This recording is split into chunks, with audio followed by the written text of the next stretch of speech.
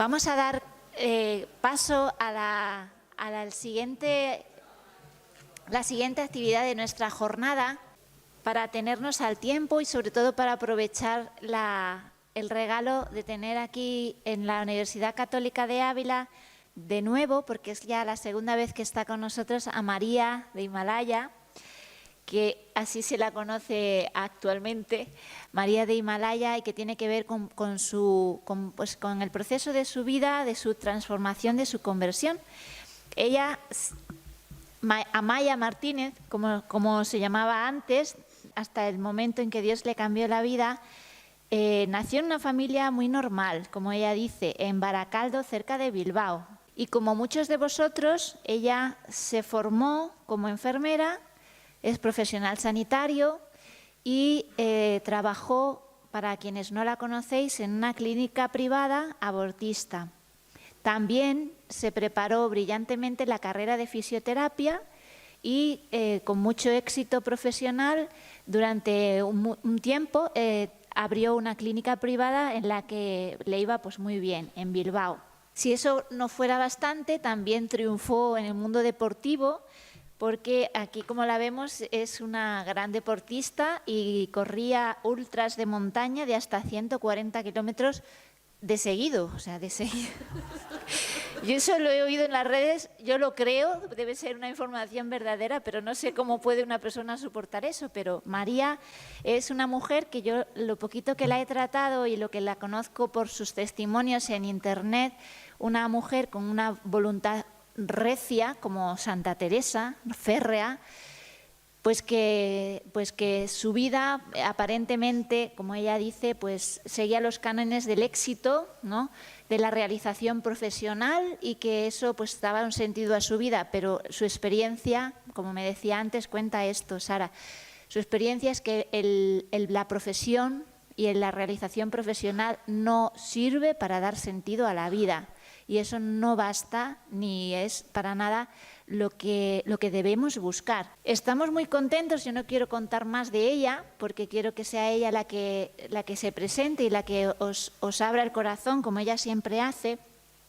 Solamente quiero darte las gracias, María, porque ella, desde el año 2017, en que su vida dio un giro radical, pues se ha entregado a la tarea de compartir lo que ella ha vivido, lo que a ella le ha cambiado la vida.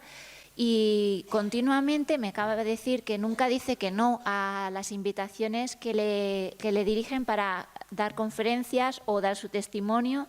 Ella dice que ella es enfermera y fisioterapeuta, no es conferenciante, pero el caso es que continuamente la invitan a todos sitios, en España, fuera de España, en Latinoamérica.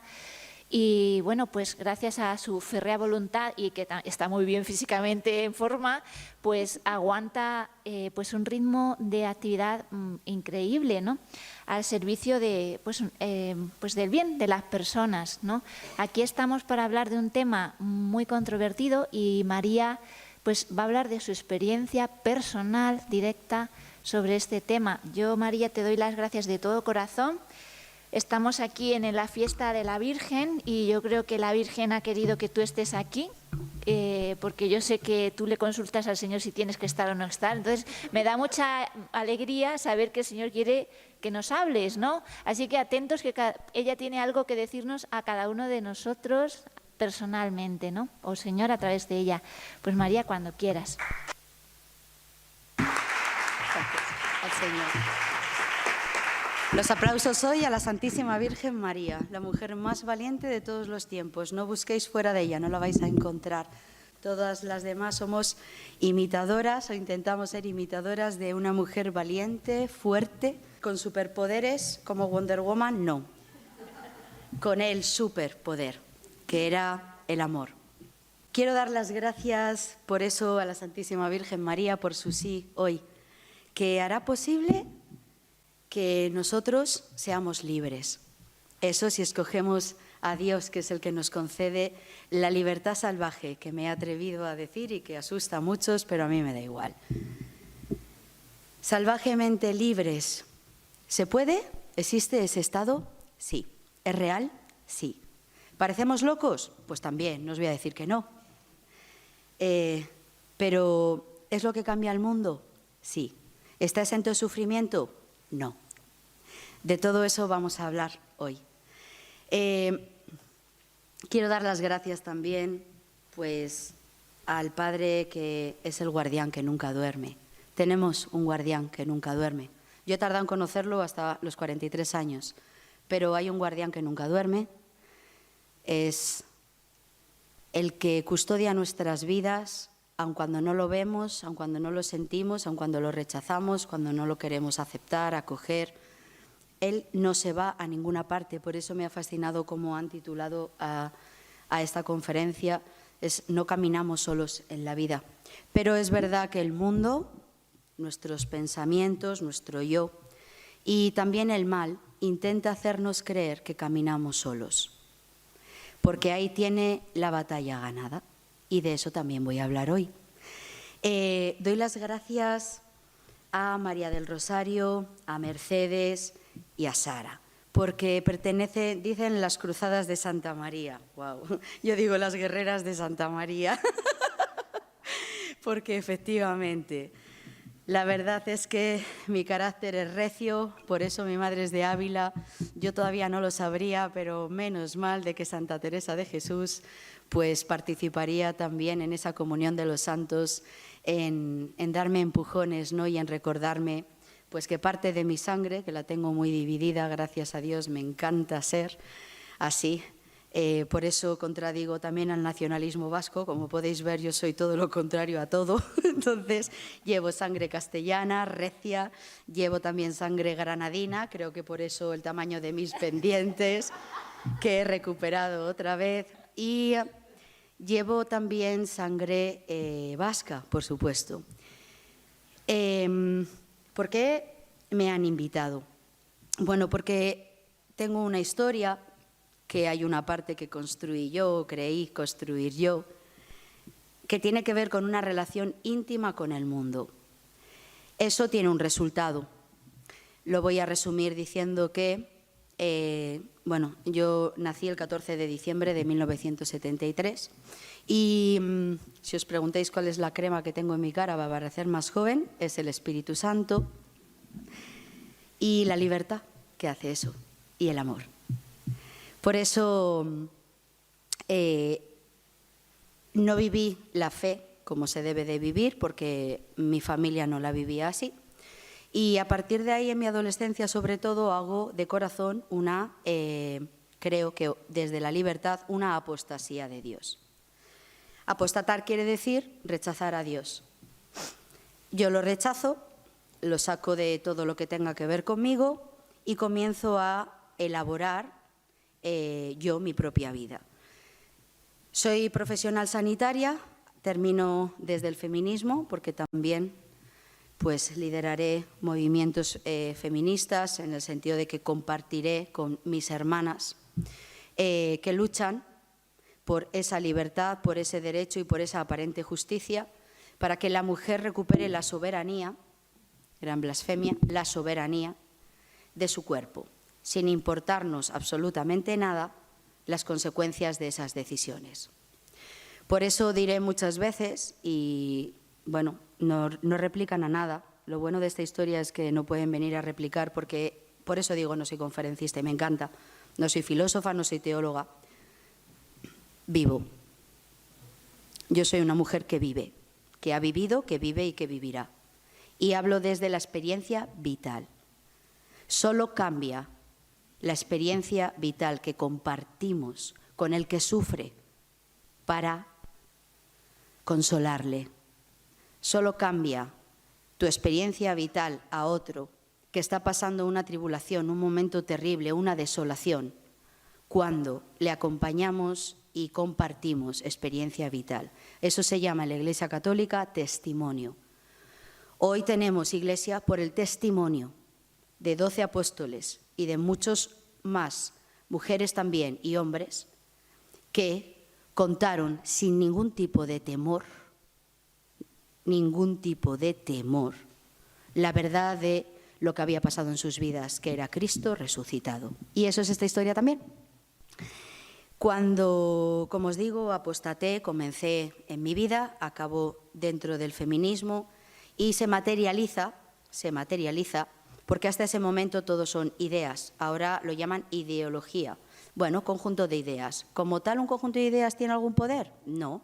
¿Podría haber tenido el conjunto de ideas del marxismo algún poder? No. ¿Cuándo adquiere poder? Cuando se materializa. Así que cuando lo materializo yo es cuando me convierto en un quirófano de una clínica de mucha reputación en Bilbao, en sus quirófanos en enfermera abortista. ¿Qué hace una enfermera abortista? Pues lo voy a resumir mucho, es muy sencillo, tiene un protocolo, muchos de los que estáis aquí seréis futuros profesionales sanitarios, con un protocolo. ¿Qué es un protocolo? Son unas cinchas que nos atan a obedecer y a responder bajo ese protocolo, que es común para todo ese tipo de profesional. Desde ese protocolo, una enfermera abortista tiene que facilitar el trabajo del ginecólogo cuando entra en el quirófano. ¿Qué ocurren en esos quirófanos? Porque una cosa es estar estudiando enfermería o incluso medicina y otra cosa luego es ir a la práctica real de un quirófano abortista. Una cosa es jugar con embriones y otra cosa es descender a los quirófanos donde se asesinan no nacidos. Digo la palabra asesinato porque de la interrupción voluntaria del embarazo solo una es certera e indiscutible: embarazo. Ni es una interrupción, ni es voluntaria. Solamente como dato os diré que este gobierno, que es un gobierno psicópata, y definición de psicopatía, pues aquí hay estudiantes de psicología, ¿verdad? Aquel que no tiene empatía, ¿verdad? Bueno, cuando se pierde el sentido común, que es lo que nos ayuda a saber qué es bien, qué está bien y qué está mal, qué es verdad y qué es mentira, qué es correcto y qué no, qué nos hace bien y qué nos hace daño. Cuando se pierde el sentido común y el sano juicio, que es la capacidad de discernir en el sentido común, nos convertimos en psicópatas. Por eso, ahora, el mundo vive convulso, gobernado por psicópatas. Me voy a centrar en que, como os digo, este gobierno da más de 35 millones de euros que destina a promocionar el aborto. ¿Por qué? Porque no va a recuperar 35 millones de euros. ¿Va a recuperar una pasta? El aborto va de dinero, no del amor a las mujeres. El aborto no va de justicia, el aborto no va de derecho, el aborto ni siquiera va de libertades. El aborto va de sufrimiento. El aborto va de asesinato, el aborto va de esclavitud. Nunca jamás las mujeres han estado tan esclavas, tan sometidas y tan poseídas como en estos tiempos. Pero nunca antes han vivido en la falacia de creerse más libres que nunca. Por eso, cuando uno se siente libre, no lucha por recuperar la verdadera libertad, porque ya se cree libre. El año pasado estuve en Ucrania, en plena guerra, 6 de abril. Y después, al salir, pasé por los campos de concentración. Es bueno recordar la historia. Y allí estuve en la celda de San Maximiliano Kolbe. Y por allí, aunque no saben exactamente dónde, pero allí murió también Edith Stein. Ojalá estuviera ella aquí hoy hablando.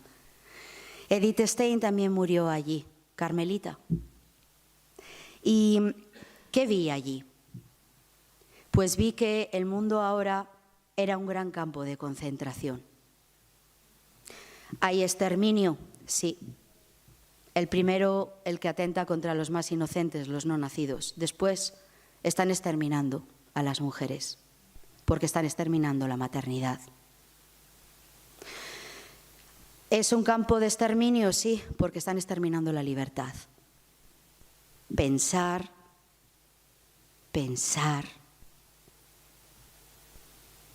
tener opinión, contradecir al que manda con opiniones.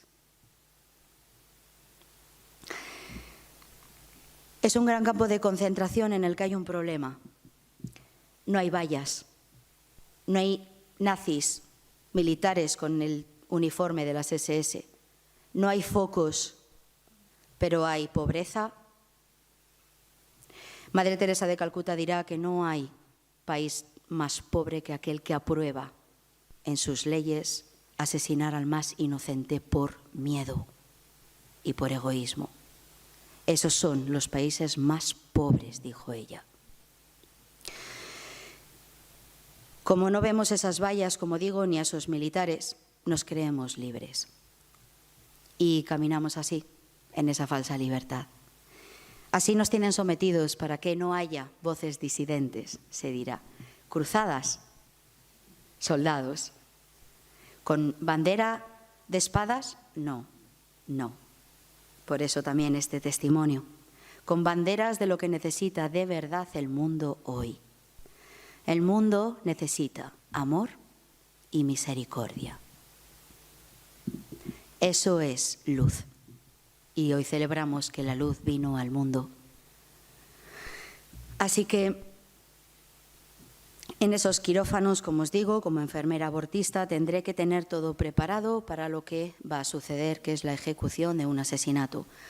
¿Por qué un abogado os dirá que se puede decir que es un asesinato y no un homicidio? Pues porque el inocente no tiene forma de defenderse. Es vulnerable al ataque que se produce desde el exterior vía vaginal, al interior del útero de la mujer que se ha tumbado en aquella camilla. No valen alegaciones de que es libre, no es verdad, porque va privada de dos sentidos fundamentales, que os invito a que hagáis la prueba, para que todo lo experimentéis en vosotros. Taparos un día los ojos con vendas y taparos también los oídos e intentar moveros en un espacio de miedo, de terror, de pánico, porque ha venido una vida a mi interior no deseada, no esperada, no buscada. Pánico a los padres, pánico al mundo, vergüenza. Decía el santo cura de Ars que el demonio quitaba la vergüenza para pecar, pero luego nos la ponía. Vergüenza, porque se ve el fruto del acto. Así que, bajo todo eso, contemplar y decir que la mujer es libre es la gran mentira. Hoy me ha encantado unas palabras que os voy a mostrar. Lenin dijo: castigar al cuerpo y mentir al alma. Castigar al cuerpo y mentir al alma. El aborto es un castigo al cuerpo de la mujer, pasando por el asesinato del no nacido, mintiendo al alma. Esos son nuestros gobiernos. Como os he dicho, más de 35 millones de euros para el aborto, menos de 3 millones de euros para las ayudas sociales, para ofrecer la verdad a la mujer embarazada en muchos ámbitos y aspectos que la acompañarán, consolarán, ayudarán y la acompañarán sobre todo hasta llegar a término, para que de verdad y libre decida con ese hijo nacido, con esa donación de vida, con ese decidir no castigar su cuerpo por medio del asesinato de su hijo, que libremente en ese momento decida, como decía Madre Teresa de Calcuta, darlo en adopción, tenerlo contigo. Ese es el camino verdadero. ¿Por qué no están dispuestos a invertir en él? Porque eso no les reporta dinero. Os voy a volver a repetir que el aborto va de mucho dinero. Sois profesionales sanitarios, futuros trabajadores de la sanidad. Os invito a que veáis también vídeos del doctor Nathanson, que no se estudia en las universidades. ¿Por qué? ¿Porque está llamado el rey del aborto y no se estudia en las universidades, que se estudia la práctica abortiva? ¿Cómo es posible? Pues porque se convirtió y contó la verdad. Por eso, como veis, estamos en los tiempos en los que se silencia, se secuestra la verdad. Por eso nosotros estamos llamados a liberar la verdad. ¿Cómo? Pues proclamando la verdad. Por eso os diré, para proclamar y liberar más la verdad, que lo que ocurre en esos quirófanos, en el que yo dejé de ser una enfermera para convertirme en una sádica, y en el que el médico dejó de ser médico para convertirse en un carnicero, En esos quirófanos abortistas se despedazan cuerpos de no nacidos, inocentes. Tienen un nombre, se llaman hijos de cada mujer que está ahí tumbada. ¿Qué hace una enfermera abortista? Pues además de preparar todo el instrumental quirúrgico, que me basaré para prepararlo en las historias clínicas que se recogen para verificar número de semanas de gestación y si es el primer aborto o ha tenido más, y practicarlo. Se descuartiza vivo al bebé en el interior del útero y como os he dicho, van sin dos sentidos, la vista y el oído, porque se les oculta la pantalla del ecógrafo, que solo cuando está tumbada en la camilla y entonces ya no puede ver, se le dará vuelta al ecógrafo para que tanto el médico como yo, sobre todo, estaremos viendo constantemente al bebé moviéndose en el útero y se registrará, por supuesto, la frecuencia cardíaca del bebé, cuando ya hay latido en el desarrollo del corazón. Así que ciega, porque no verá esto cuando toma la decisión de abortar, ciega, porque lo importante es que no escuche el latido cardíaco ni tampoco vea la pantalla del ecógrafo. Si os preguntáis por qué, os diré porque se ha comprobado científicamente que el 80% de las mujeres a las que se les da esas dos oportunidades o incluso solo escuchar el latido cardíaco de su hijo, renuncian a asesinarlo. El 80% es mucho dinero, ¿eh? ¿Por qué entonces, cegadas y sordas, nos atrevemos a decir que toman una decisión libre?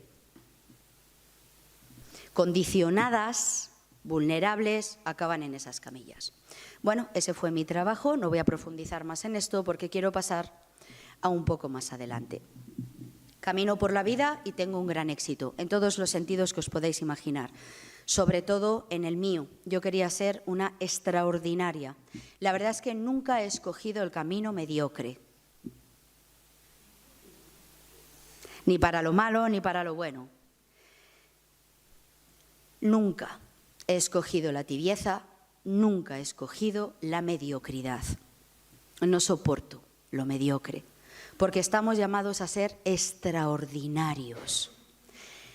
Me lo enseñó una compañera que me iba enseñando, me acuerdo, a limpiar enfermos terminales de cáncer jóvenes.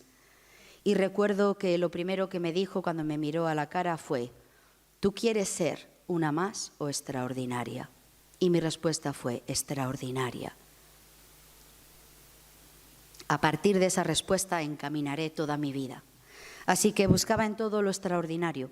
En mi profesión lo lograré siendo fisioterapeuta.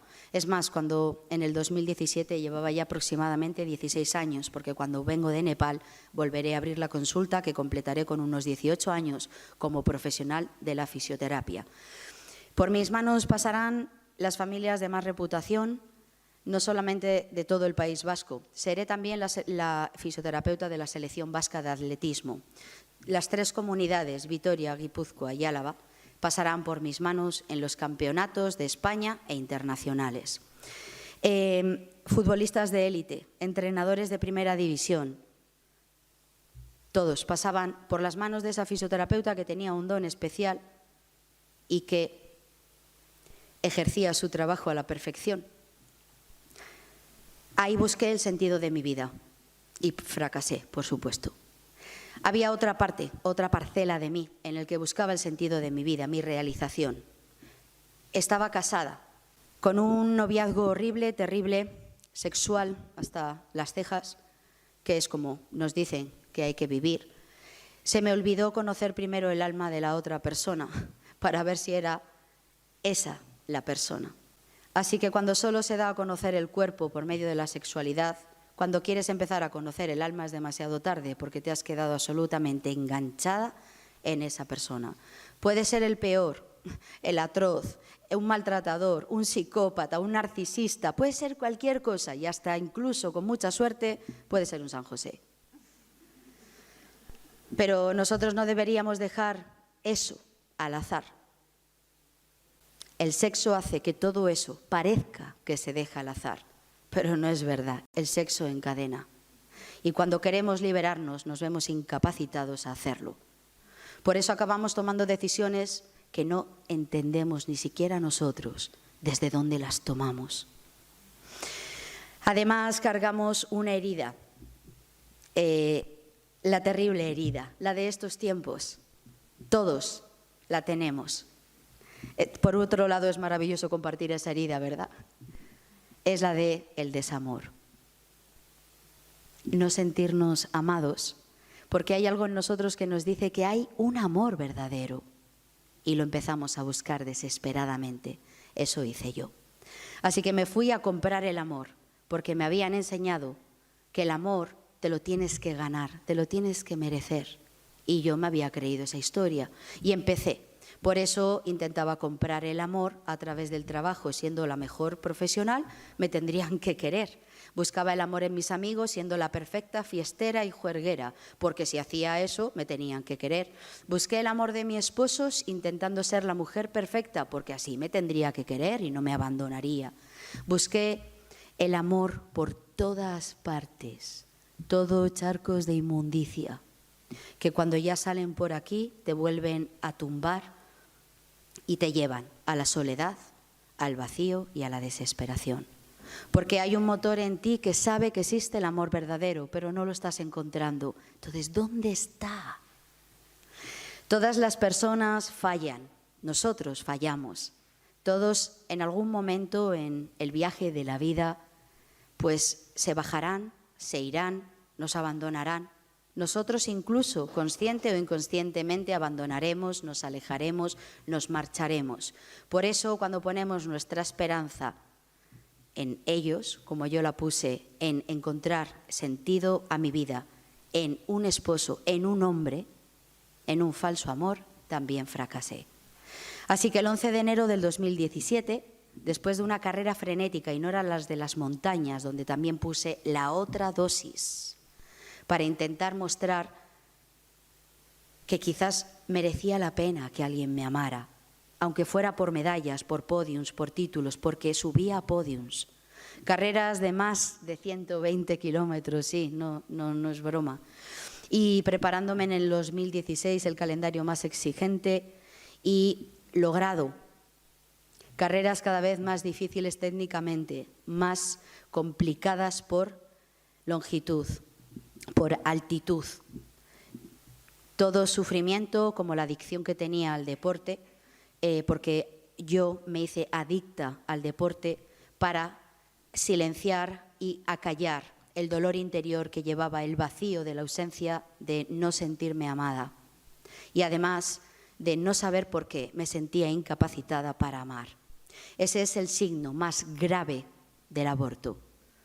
Puede haber signos físicos, están en los libros, los podéis leer, pero para mí el signo que yo misma he experimentado y el que tantas mujeres que han abortado a lo largo del mundo, donde he estado en muchas partes del mundo, da igual la raza, el color de piel, la cultura, la educación, el nivel social, económico, siempre es la misma respuesta: incapacidad para dejarme amar e incapacidad para amar.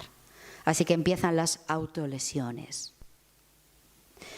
La forma que tenía de castigar mi cuerpo, porque había comprado las mentiras del alma, era corriendo. Y os aseguro que se sufre físicamente mucho corriendo carreras de montaña de 140, 160 kilómetros en soledad. Era lo único que me aliviaba el dolor interno. Era lo único que me hacía sentir que estaba un poco menos sola. Era lo único que me devolvía cuando cruzaba la meta y me subían a un podium, que me devolvía aparentemente la dignidad. Todo digo que es aparente, porque cuando pasa una semana, toda esa burbuja ha vuelto a caer. Vuelves a estar igual o más vacía, igual o más sola e igual o más perdida. Así que hay que añadir kilómetros, dificultad, más y más. Anorexias y bulimias, autolesiones, crisis de ansiedad convulsivas. Yo recuerdo que muchos años después de haber trabajado en el aborto, donde llegué incluso a olvidar lo que había hecho, porque tiré toneladas de tierra y oculté en lo más profundo de las cavernas interiores ese pasado, donde habitan demonios y monstruos, donde no estamos capacitados para bajar a ellas solos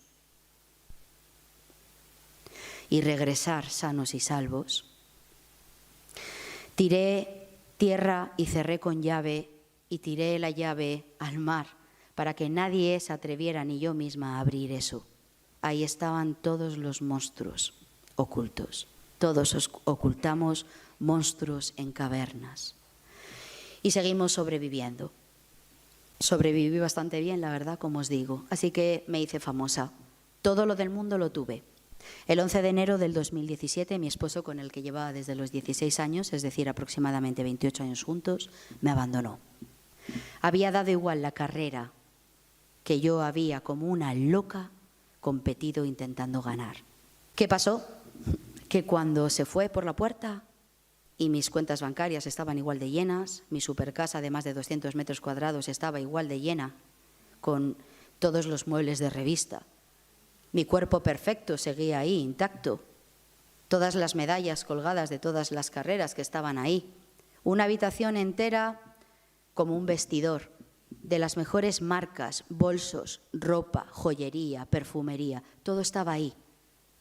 Y de pronto yo me caí. Así que la supermujer, la fuerte, la que es supervaliente, la que hacía todas esas cosas, la de la vida perfecta, se desplomó, porque todo estaba sustentado sobre barro.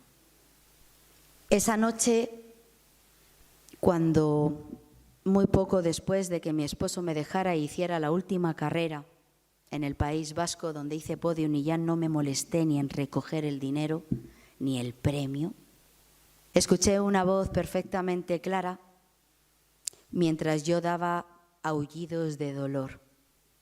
No entendía qué estaba pasando, no entendía por qué me estaba pasando eso. Todo había perdido el sentido. ¿Dónde estaba el sentido?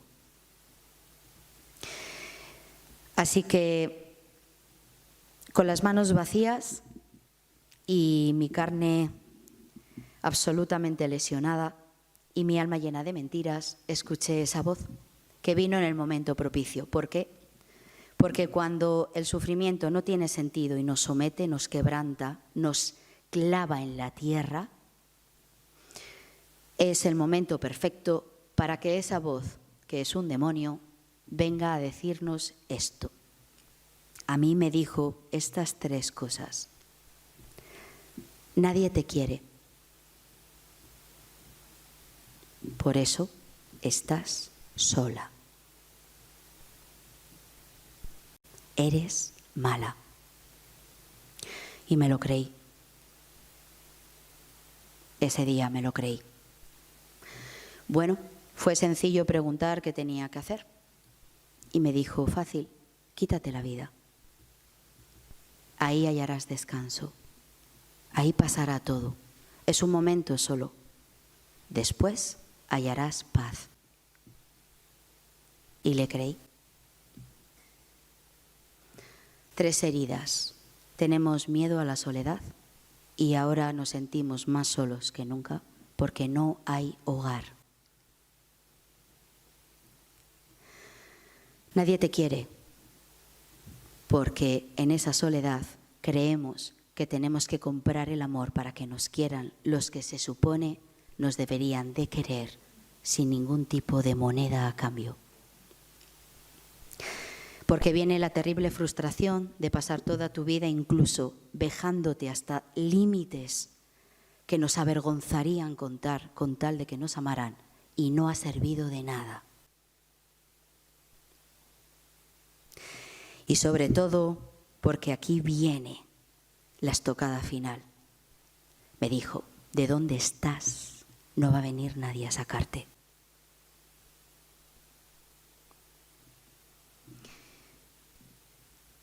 El mal se hace fuerte cuando no tenemos una comunidad.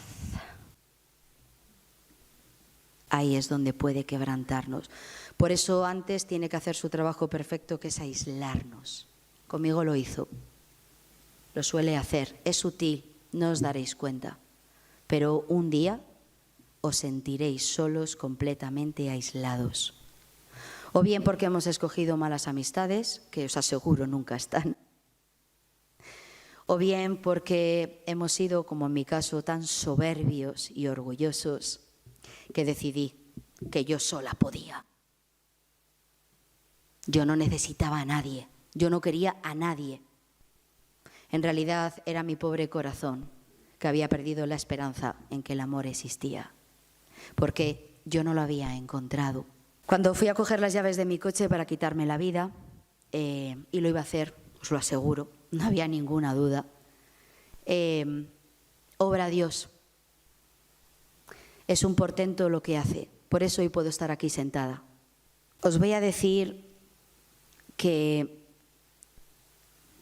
esa noche me despedí de mis perros, tenía 2 perros, vagabundos de la calle, recogía a todos los perros de la calle, porque yo les decía, yo no os voy a abandonar. Fijaros, les decía, yo no os voy a abandonar hasta que no seáis viejitos. Y ya viejitos moriréis en la paz de mis brazos. Yo no os voy a abandonar. Todo lo que habéis sufrido, abandonados o apaleados, maltratados, yo no os voy a abandonar.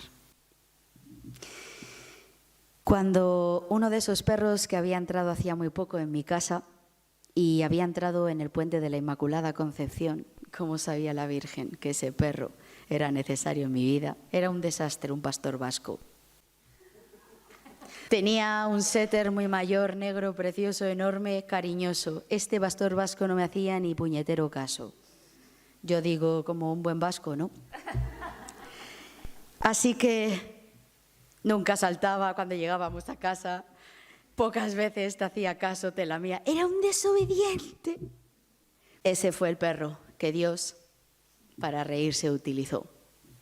Y para reírnos hoy también, claro que sí. Ese perro es el que saltó a mis piernas esa noche cuando me fui a poner en pie con las llaves de mi coche de la mano. Pesó toneladas. Toneladas, digo toneladas. Yo en ese momento pesaba unos 40 kilos como mucho, y porque uno de mis intentos de matarme era dejando de comer, ¿no? Así que recuerdo, por ejemplo, que una amiga de las 2 que quedaron me dijo, un día le dije solo a ella, ¿por qué no puedo comerme manzanas? Fijaros. Y ella me dijo, porque la manzana es una fruta que para comerla hay que abrir la boca y morder fuerte. Eso es tener deseos de vivir y tú te quieres morir. Así que tú comes papillas, me dijo. Me alimentaba en todo el día, mientras mantenía mi trabajo y mis ejercicios físicos, con un bol de leche con avena. Me quería morir. Cuando mi amiga me dijo lo de la manzana, pensé, no puedo abrir la boca, ¿te das cuenta ahí? No podía abrir la boca ni morder la fruta. Así que, como os digo, con 40 kilos me pongo a pelear con aquel perro, porque está la opresión de ese espíritu inmundo que no se ven con los ojos, pero está, que te está diciendo, quítate la vida ya, ahora. Es ahora, es ahora. Culminación perfecta para el mal. El último sacrificio que yo entregaría al mal sería robándole efectivamente la soberanía a Dios de un cuerpo que no me pertenece en absoluto para asesinarlo y entregárselo al mal. No podía mover a aquel perro porque era como si se me hubiera caído el techo de esta sala encima. Me quedé paralizada de cintura para abajo. Pero lo más increíble era que cuando yo intentaba acceder a aquel perro que le hubiera sacado los ojos, arrancado las orejas, os lo aseguro, yo no podía acceder al perro. No lo toqué ni medio milímetro, como si algo exterior lo protegiera y no permitiera que yo le hiciera daño. Así que 2 horas o 3 o no sé, porque no tengo concepto del tiempo que paso peleando con aquel perro, me acabo quedando dormida. Muy poco tiempo después recibo una llamada de teléfono. Yo ya había estado en Nepal haciendo alta montaña, que también hacía. Un gran amigo nepalí me llamaba. Había habido un terremoto en Nepal, así que muchas aldeas habían quedado aisladas y había necesidad de profesionales sanitarios y de expertos en montaña, porque ahí solo se accede con una mochila llena de medicación y de instrumental médico sanitario y caminando por tierra que está en peligro, porque después de un terremoto la tierra no está asentada, así que donde crees que pisas firme, es más, normalmente es donde más cantidad de gente muere. Así que la tierra la pisas y te vas. Y yo dije, wow, perfecto, perfecto. Deciros que en mi vida pues había aparentes actos de bondad, pues sí, dinero que entraba, dinero que daba a las ONGs, trabajo que se me pedía de voluntariado allí que me iba, así que he estado en el Sáhara, así que he estado en África, así que buscando ¿qué? Más sentido, y he de reconocer que eso era lo único que volvía a dibujar en mi rostro la sonrisa. Te olvidabas de ti para mirar al otro y darle lo que necesita. Es increíble lo que el amor nos transforma. El único sentido que podemos dar a nuestras vidas empieza saliendo de uno mismo para donarse en el otro, en el que sufre, en el que está solo, en el que está perdido, en el que clama ayuda, incluso en el que no clama ayuda, pero está ahí y le vemos. Y para eso no se puede vivir en las normas de este mundo, que es todo rápido, feroz, violento, porque para ver la necesidad del otro hay que pararse a contemplar al otro. Por eso vivimos en un mundo caótico, donde no nos podemos parar ni un segundo. Así, no solo no miramos al otro, tampoco nos miramos a nosotros mismos.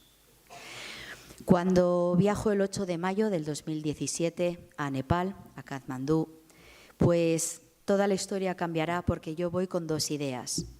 Ayudar en lo que se me había pedido, como profesional sanitaria y experta en montaña, y después quitarme la vida. Eso no se había ido completamente. Como veis, aparentemente parecía que se había ido, pero sigue, va y viene, porque seguía siendo presa de eso. No estaba libre. No podré acceder a las aldeas porque se adelantará el monzón. Son lluvias torrenciales que lo inundan todo, así que incapacita la salida del propio Katmandú. Ese miércoles en el que me acerco a aquel cruce de Katmandú que se dirige a un crematorio muy famoso, pues con mi amigo nepalí veré aparecer por aquí de reojo a dos misioneras de la caridad. Yo había especialmente mis odios, tenía varios. Uno era hacia la Iglesia Católica, por supuesto, era anticlerical y no me conformaba con ser anticlerical. Yo hostigaba a la Iglesia Católica, pero había dos personas a las que tenía especial rabia, resentimiento, odio. Se ríen un montón en el cielo cada vez que cuento esta parte. Eran San Juan Pablo II y Santa Madre Teresa de Calcuta. No lo soportaba. Como profesional sanitaria, ellos eran los culpables de que no avanzáramos. Como mujer, ellos eran los culpables de que no lográramos estar en el lugar que teníamos que estar, esa libertad, ese derecho. Así que echaba pestes contra ellos. ¿Cómo actuamos? Pues desprestigiándoles. ¿Por qué? Porque la verdad no se puede ocultar y ellos tenían una fuerza. ¿Cómo acabamos con ellos? ¿Cómo los destruimos? ¿Cómo engañamos a otros? Para que no los sigan, no los escuchen, desprestigiando sus personas. Y yo hice mucho para desprestigiar sus personas. Así que imaginaros cuando veo a aquellas dos mujeres pequeñajas con su sari puesto. Y vienen hacia mí y una de ellas viene directa y me agarra este brazo con fuerza en aquel cruce. Así que me dirá en su medio inglés nepalí que tenía que ir a un sitio. Y fui traspasada por dos cosas. Su luz, yo era pura oscuridad, su luz y su sonrisa. Su luz y su sonrisa. Solo alguien que sonríe así es porque tiene algo vivo y verdadero en su corazón. El resto es porque estamos muertos. Así que, bueno, en ese momento soltaré mi brazo, seré muy maleducada, le diré que no me toque y que me deje en paz y que no voy a ir a ningún sitio.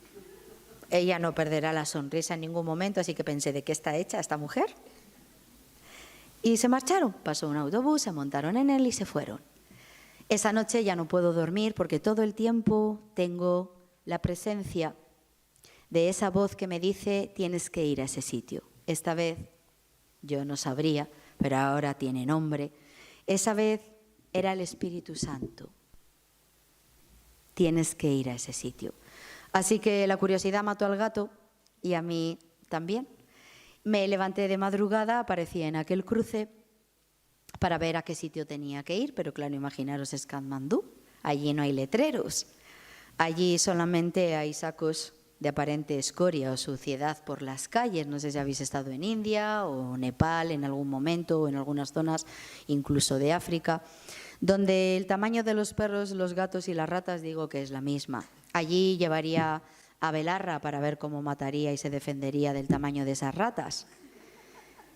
También había escombros. Eran seres humanos, pero no parecían seres humanos. Estaban tapados con cartones y con sacos de patatas. Si no vais a poder estar en silencio, entonces os pediré que salgáis de la sala. Y os lo agradecería mucho, porque aquí estamos libremente. No hay cosa que respete más que la libertad ahora mismo. Así que no pasa nada. Si no somos capaces de estar en silencio, salimos, respiramos y el que quiera es bienvenido a volver a entrar después. No pasa nada. Pero sí que pido por respeto al día de hoy, primero porque estoy abriendo mi corazón y segundo porque el resto de los que quieren encontrarse con la verdad, quizás hoy es ese día y yo no voy a consentir que otros lo impidan. Ha costado mucho a Dios que se dé este día. Este día es trascendental y puede ser un punto de inflexión en la vida de muchos. Así de en serio me tomo yo las cosas. Por eso he dicho que no soy una conferencista. Yo no vengo aquí a dar clases de teología, ni de filosofía, ni de libros. Yo vengo aquí a abrir el pecho. Invito a todo el que está ahí a que suba y haga lo mismo. En unos tiempos en los que además no se tiene ningún respeto por el corazón del otro. Vais a ser profesionales de la salud. Los enfermos no necesitan tanto de vuestros conocimientos como de vuestro corazón. Si creéis que vais a ser extraordinarios profesionales por el conocimiento y dejáis de lado el corazón, la empatía y el amor, fracasaréis estrepitosamente. Lo grave es que arrastraréis a enfermos. Cada segundo que pasamos en un encuentro personal con alguien es trascendental, tanto como aquel cruce. La sonrisa y la luz que salga de nosotros, el amor y la mirada de misericordia, eso salva al que está enfrente. Y a lo mejor solo tenemos un segundo en ese cruce de miradas para lograrlo. Así de trascendente es la vida.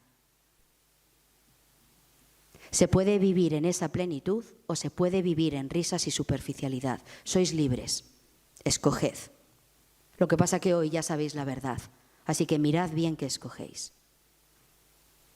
Voy a seguir. Gracias. Como os decía, cuando aparezco esa mañana otra vez en aquel cruce, instigada por esa voz, toco a una puerta donde me abrirá la misma religiosa que me había abierto, que me había parado, mejor dicho, el día antes en la calle. Misma sonrisa, misma luz. Me invitó a regresar al día siguiente. Fijaros que me abrió la puerta solo un poco. Os compartiré que me la abrió muy poco porque me tuvo miedo. Su miedo compartido con la comunidad que lo forma, que son 9 misioneras de la caridad en Katmandú, era porque había visto en mi mirada al infierno mismo. ¿Qué vida había vivido esa mujer que había ido a tocar aquella puerta para que llevara en su mirada al infierno mismo? Cuando regresé al día siguiente a las 6 de la mañana, fue para asistir y comenzar con la Santa Misa. Cuando a mí la hermana me dijo que tenía que regresar a la Santa Misa, me salió casi sarpullido. Yo no soportaba nada que tuviera que ver con los cristianos, y menos con los católicos. Pero fui. A las 6 menos cuarto de la mañana estaba en aquella capilla. Una alfombra azul en el suelo de un oratorio, una habitación pequeña. No hay bancos, solo hay, como mucho, algún banquito que ayuda a las hermanas más mayores a reclinarse. Sencillas, 9. Desprendían todas luz y paz y sonreían. En medio de un mundo hostil, ellas sonreían. Como os digo, empezó la Eucaristía y yo me senté donde me dijeron. El primer milagro fue, luego lo sabré, que ese día, esa mañana, a esa misa, no entró ninguna otra persona. Sacerdote, 9 religiosas y yo sentada contra la pared. Solo se dará esa mañana. Cuando comienza la Eucaristía, por eso este testimonio es así, para todos los que dudan de la presencia real y viva de Jesús en la Eucaristía, en el pan y en el vino, por lo que os voy a contar ahora. Cuando empezó la Eucaristía yo escuché una voz, era una voz de hombre, y fueron unas palabras muy sencillas, pero pronunciadas con tal amor y con tal misericordia, que empezaron a provocar reacciones biológicas, no solo espirituales, sino físicas. Mi corazón empezó a latir muy rápido, empecé a respirar de forma agitada. Ante las palabras que me dijo, bienvenida a casa, a casa. Pero soy de ciencias, así que la razón viene a imponerse siempre. Y abrí los ojos. ¡Guau! Todo seguía igual, las 9 hermanas en su rollo eucarístico. Porque yo seguía pensando, esto es un circo cristiano. Verás cuando se den cuenta y se mueran y no hay nada de esto. ¿Cómo era posible que nadie lo hubiera escuchado si la voz podría haber retumbado hasta llegar a la India, que hace frontera con el Himalaya de Nepal? Así lo había sentido yo en mi interior. Bueno, volví a cerrar los ojos y volví a intentar concentrarme en mí. Y la voz volvió. Volvió todavía con más amor, volvió todavía con más misericordia, volvió todavía con más ternura, volvió todavía con más amabilidad, volvió todavía con más dulzura. Todo esto ni existe ni se espera en muchos lugares del mundo.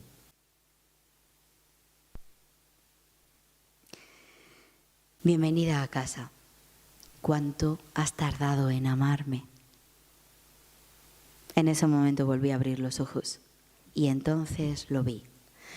En ese pequeño oratorio había una cruz con un Cristo crucificado y las palabras tengo sed, I thirst, de Madre Teresa de Calcuta.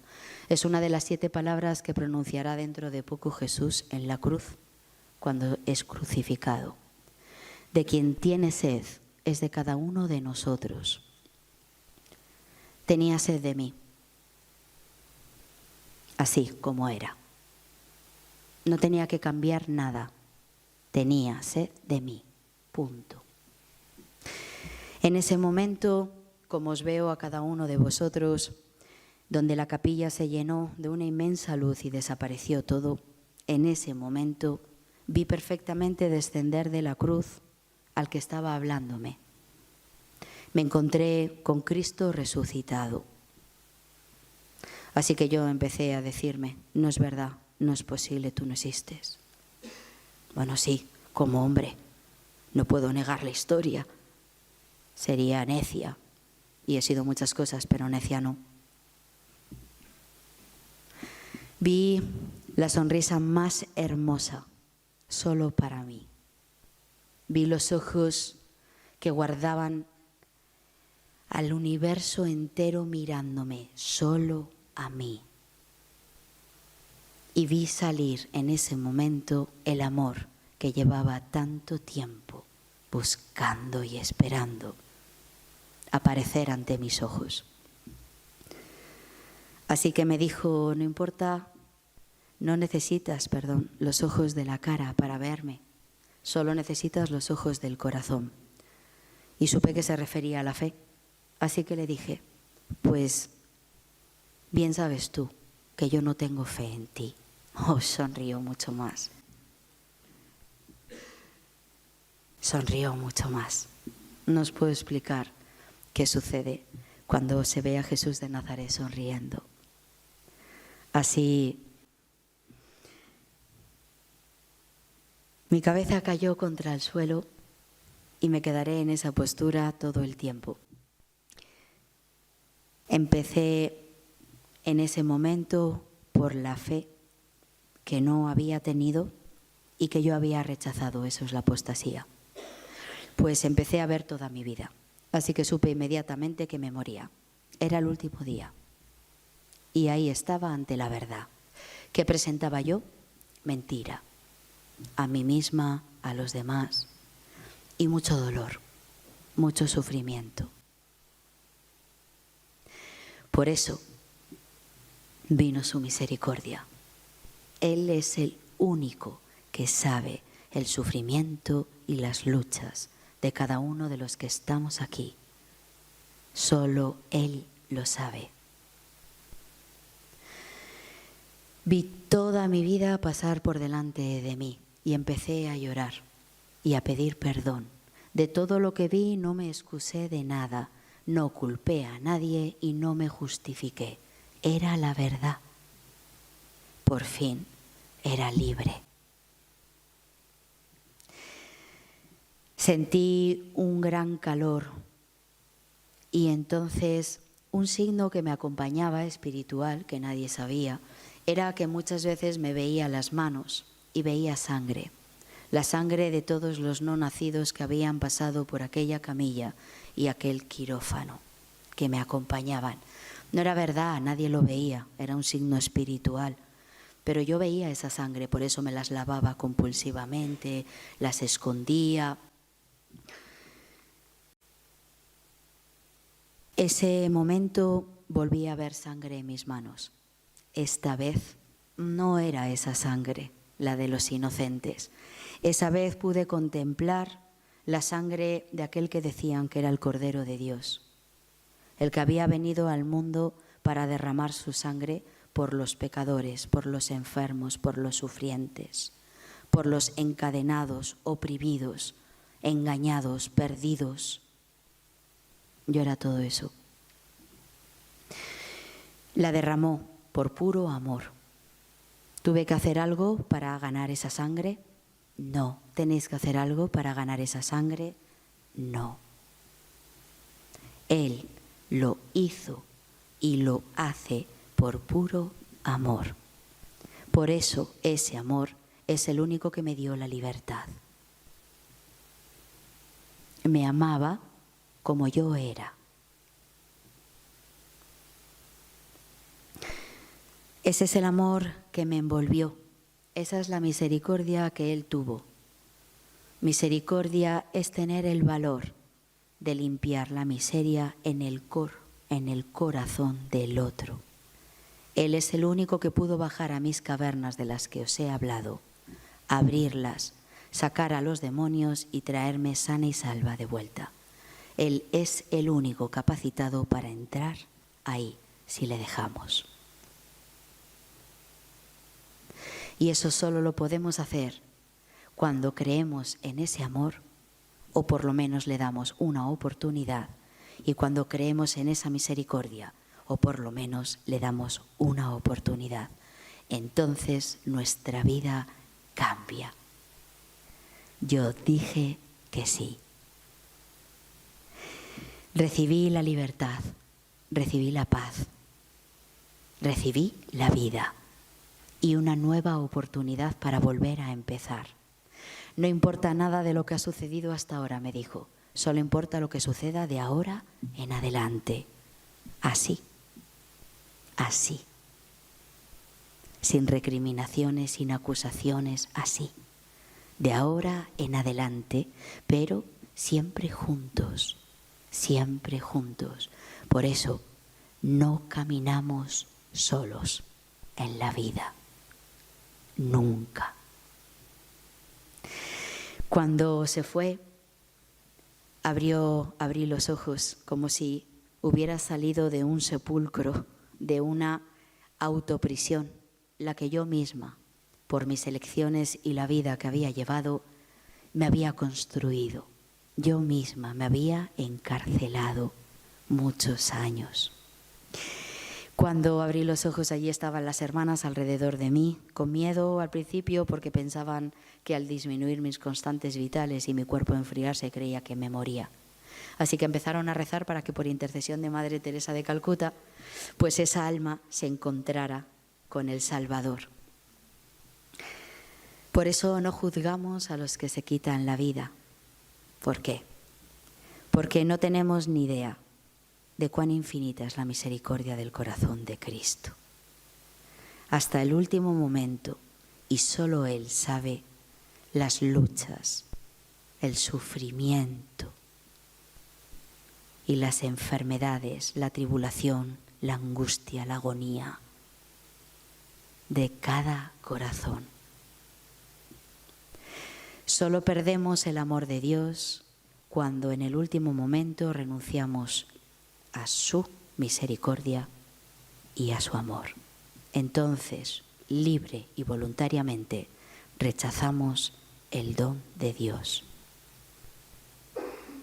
Esa es nuestra esperanza, la misericordia.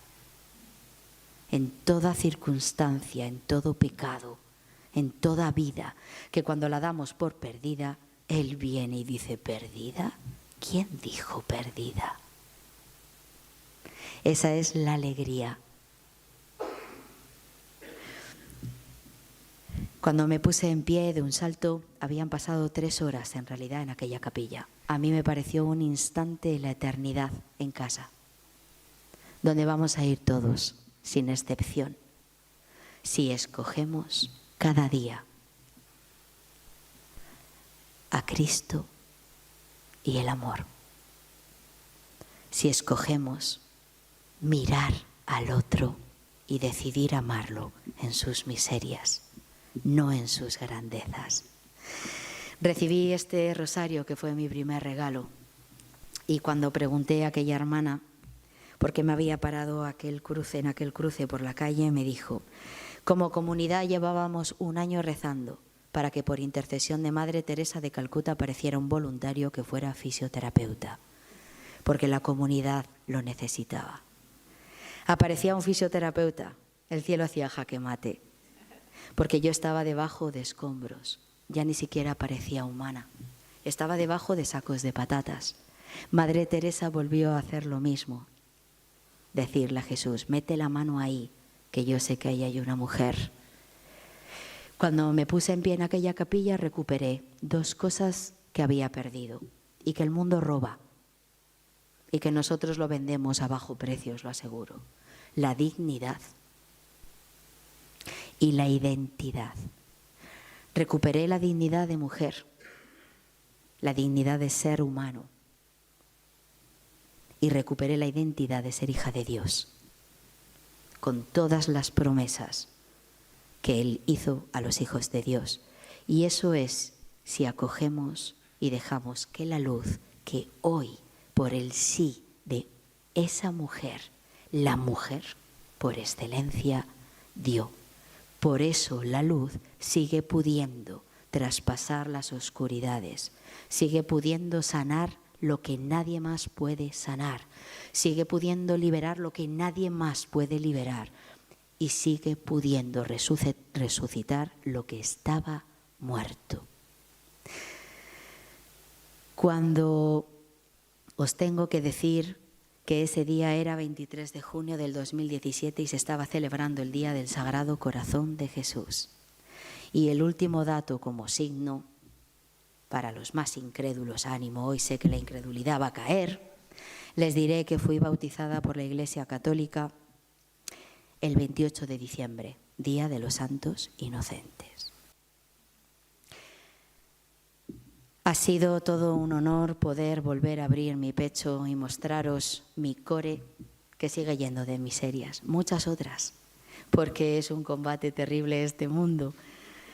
Solo que ahora sé dónde ir a lavarme, a la confesión y al que sigue siendo misericordia y nos espera. Ven, porque nos quiere felices y libres, salvajemente libres. Muchísimas gracias, gracias de verdad. Y el aplauso para la mujer más valiente de la historia. Se llama María, Virgen de Nazaret. Gracias.